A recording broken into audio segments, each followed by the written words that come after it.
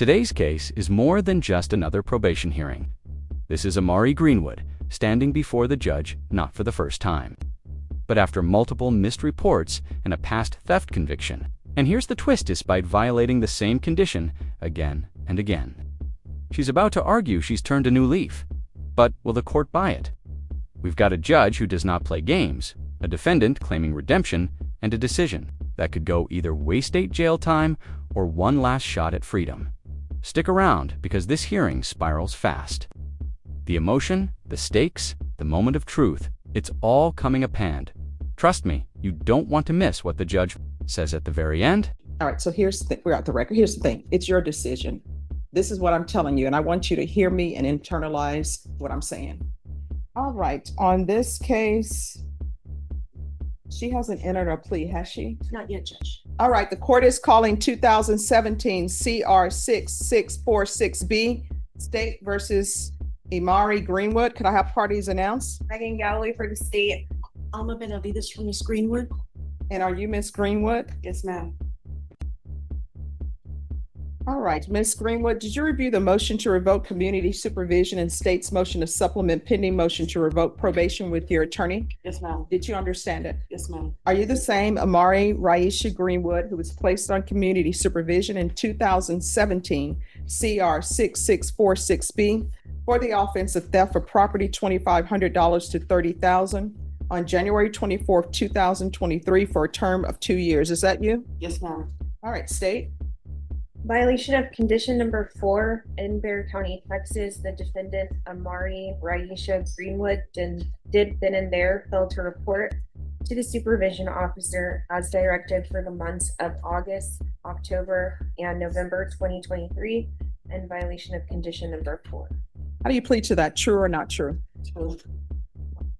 State. Violation of condition number 4 in Bexar County, Texas. The defendant Amari Raisha Greenwood did then and there fail to report to the supervision officer as directed for the months of January, February, March, April, and May of 2024 in violation of condition number 4.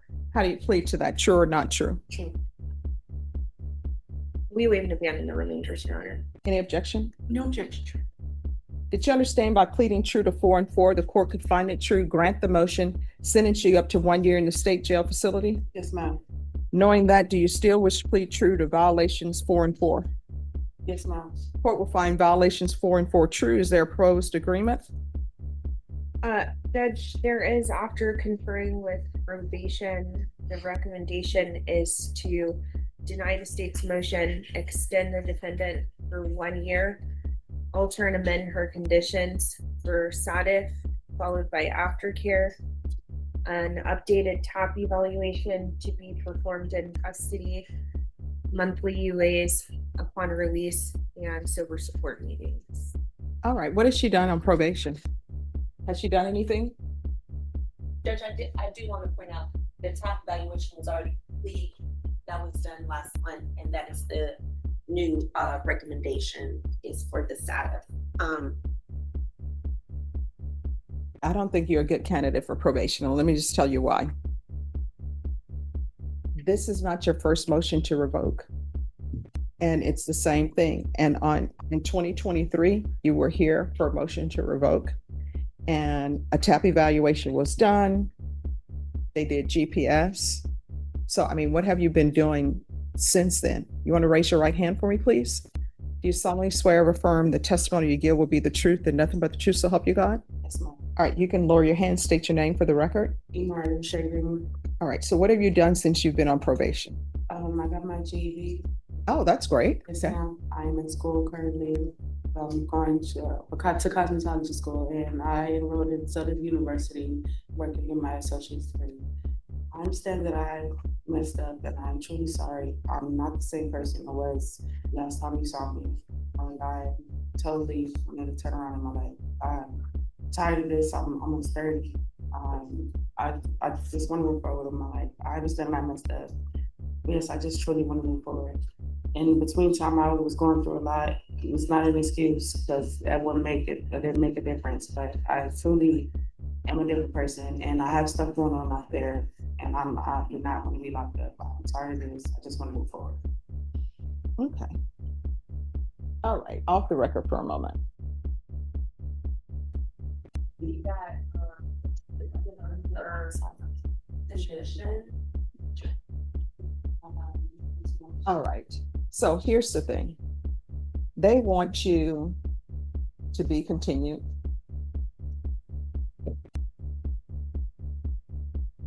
This is where things get real. The judge puts the cards on the table: 180 days in state jail, or keep her on probation but with strict new conditions. Let's break this down. In Texas, state jail felonies are serious, and the 180-day sentence is not just punishment, it's a legal reset, with 227 days already credited. Greenwood could walk free almost immediately, but only after being formally processed at a state facility. That's a massive gamble. One path ends today.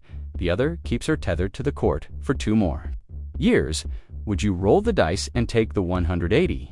Or would you stick with probation and hope for the best? Let us know in the comments, because this decision is not as easy as it sounds.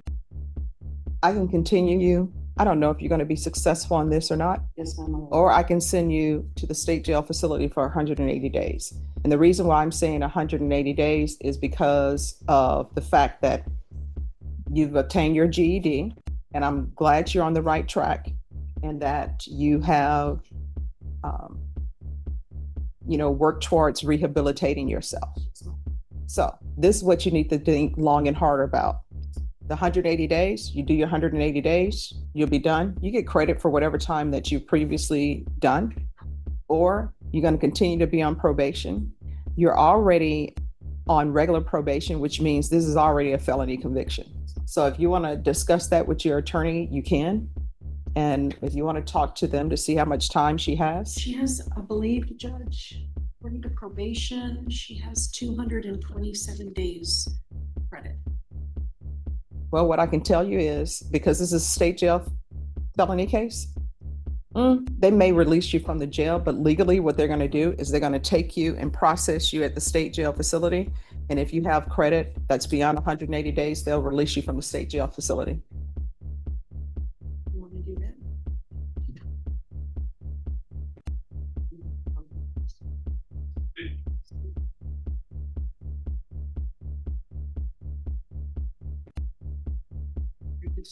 All right, so here's the thing. We're out the record. Here's the thing. It's your decision. This is what I'm telling you, and I want you to hear me and internalize what I'm saying. For a lot of people, going to the state jail facility, going to the Bexar County Jail, going to prison, that's a frightening experience, right? We don't know what's going to happen. But what I can tell you is, I'm willing to send you to 180 days at the state jail facility. State jail facility, that's day for day time.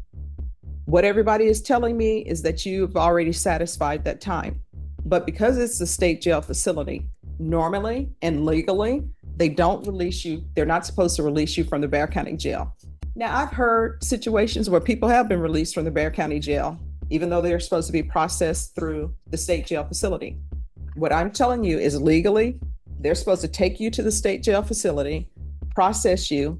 They'll see that you have enough days for the judgment to be satisfied, and they'll release you from the state jail facility. Otherwise, you're going to be on probation in this court for another 2 years.